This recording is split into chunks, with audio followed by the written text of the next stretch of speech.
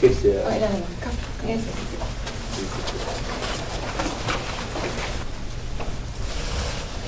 Parvati Pataye.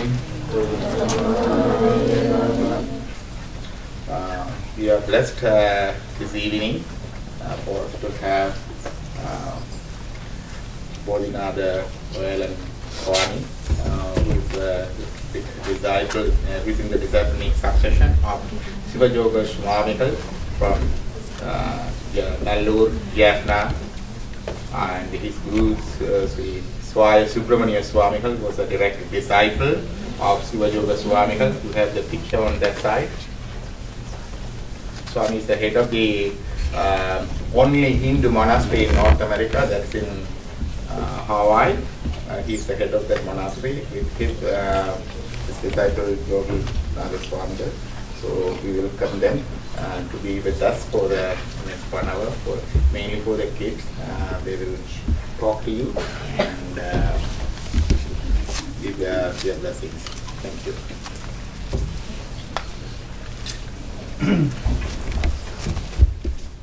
Om Sahana Bhavatu Sahana Bhunatu Sahaviryam Karavavahai Tejasvinavaditamastu ma vidvishavahai.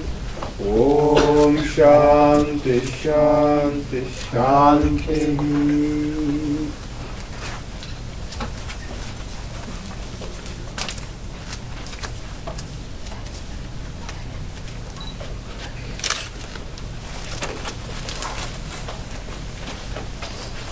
Be here with you all.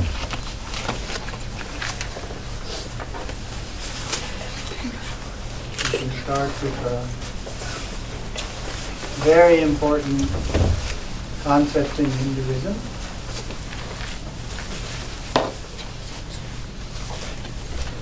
Called the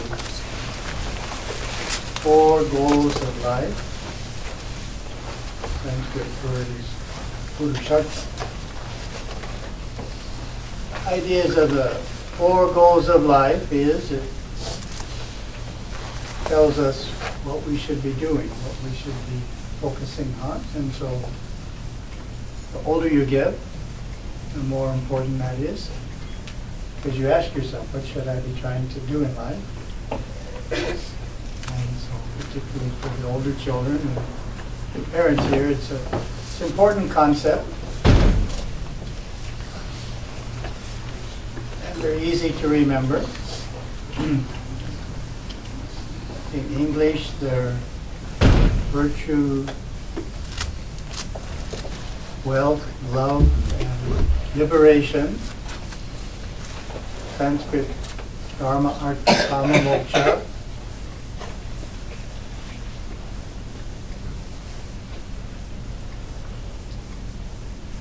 And tamo, aram, poru, Bam and Vid. There we go.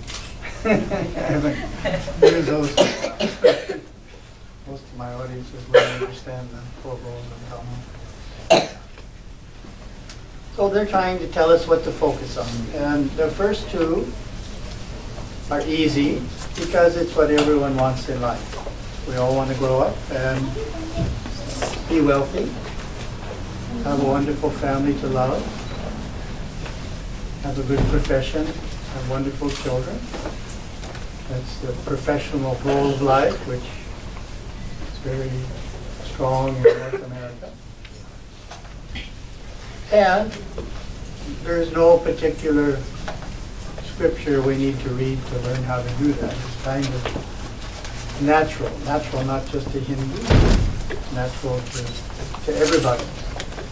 We all want to do it, even without thinking much about it.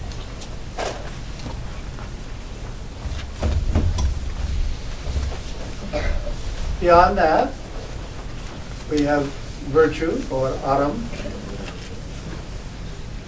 And aram guides us in how to look for wealth and love. Very important factor. And it teaches us we have to, in pursuing wealth, we have to be honest. We can't acquire money in a way that we shouldn't. We can't take money from someone in a dishonest way. We have to focus on building our wealth in honest ways. Aram also tells us that talking about the purusharthas, the 4 goals of life. The newcomers, can you hear me back there? Very faintly. Okay. We're talking about virtue. That in pursuing the 2 goals of life, of love and wealth, we need to do so in a virtuous way, or adhere to Aram in Tomo. For those who are older, we know this sometimes doesn't happen. For adults, I used to talk about Enron and WorldCom, the big business scandals. And now we have Satguru Computers, our own scandal in Andhra Pradesh, Hindu scandal, whereby the business people got carried away and didn't follow Aram, they didn't follow virtue and cheated people, became wealthy in a dishonest way.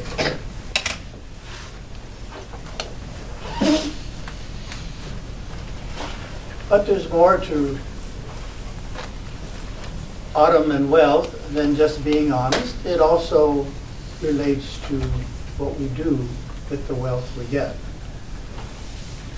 There's a simple verse in Tirukural, which paraphrased in English as a question, reads something like this.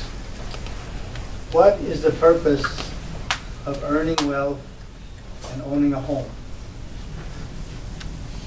What is the purpose? Why are we doing this? What is the purpose of earning wealth and owning a home? So the normal answer, you would think, is, well, we have to support our family, husband and wife, kids, any grandparents, any parents that are living with us, we have to support them. That's the reason we're doing this, right? Wrong. That's not what the Tirukural says. It says the reason for earning wealth, the purpose for earning wealth and having a home is to provide hospitality to guests. Yes, isn't that amazing? To provide hospitality to guests. Well, why would it say that?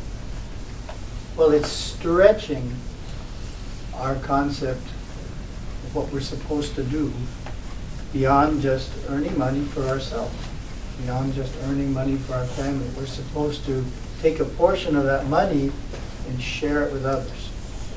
And the easiest way, the most natural way to share is with guests who come into our home. We don't have to go anywhere to do it. They're already there, right in our home. So all we have to do is be hospitable, be a good host to our guests. I say somewhat jokingly that in the West, hospitality is kind of not that common in some people of Western culture. The West means Western culture. We're all in the West. So when dinner time comes near, they kind of suggest, oh, don't you have to go home? Don't you have something to do at home? Isn't your family expecting you? But in Asian culture, it's the opposite. You say, oh, please stay for dinner. Dinner's an hour and a half away, and you start inviting them for dinner, and they say no. Then a half an hour later, you invite them again. Because the first no can just be a polite no. They really want to stay, but they're being polite. So if they say no 2 times, you ask a 3rd time, and then a 4th time. If they say no 4 times, you can give up. You've done your duty to try and be a good host, to offer them a meal, to provide for them. Hospitality is so central in Hinduism, the entire puja is based upon it. Maybe you haven't thought about that, but the entire puja is called 16 actions. 16 actions of the puja. What are they based on? They're based upon having a guest arrive in your home. Welcoming them, offering them a seat, washing their feet, offering them water, letting them take a bath. All of that is part of the puja. And it's part of Hindu hospitality. So we can see hospitality is so important that the way we treat God is based upon how we treat the guests.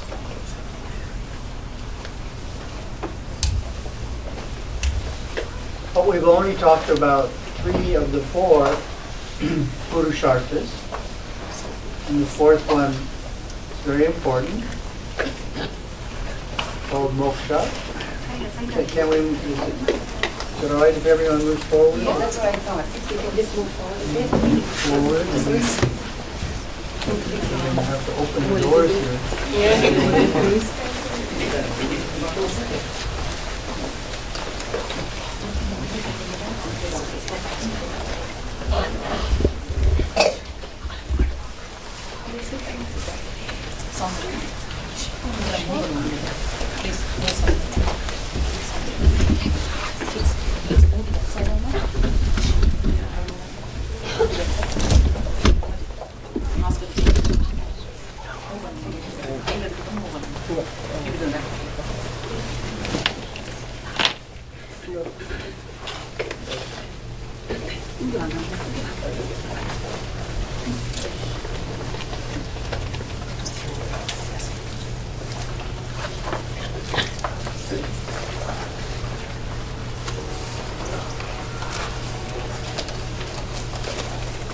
You're welcome.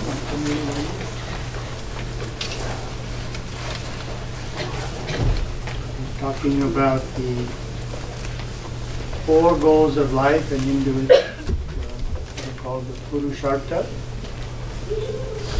We went through virtue, wealth, love. In Tamil is Arum, Oru, Imbam. And we're just about to talk about the 4th one. 4th one is moksha, Tamil Hindu, and of course means liberation from rebirth on earth. But when we talk about it as liberation from rebirth on earth, it's hard to know what that means. It's hard to relate to in a simple way. We know if we're wealthy. We know if we have love or not, if we're married, wonderful spouse and kids. We know if we're being virtuous or not. We know if we're doing the right thing or the wrong thing. But how do we know if we're achieving moksha? What did we do last week to achieve moksha? It's a bit hard to think about. So, therefore we need another way of describing it. And another way of describing it is spiritual unfoldment, or manifesting more of the divinity that's within us, in our thoughts and in our actions. If we can do that, then that's the same thing, but it's easier to judge if we're doing it or not. So taking time out to come to this center here is a good measure that we're making some progress in our goal toward moksha. Otherwise we wouldn't come. We feel it's not important enough. We have to spend all our time studying. There's no time to do anything else. But that's not a balanced life, and it's not the Hindu perspective. Sometimes parents, in wanting their children to excel in life, talk a lot about study, study, study, but don't talk about spirituality or religion. So we need a balance. We don't want to spend all our time studying. We don't want to spend all our time in spirituality. We need the right balance in our life.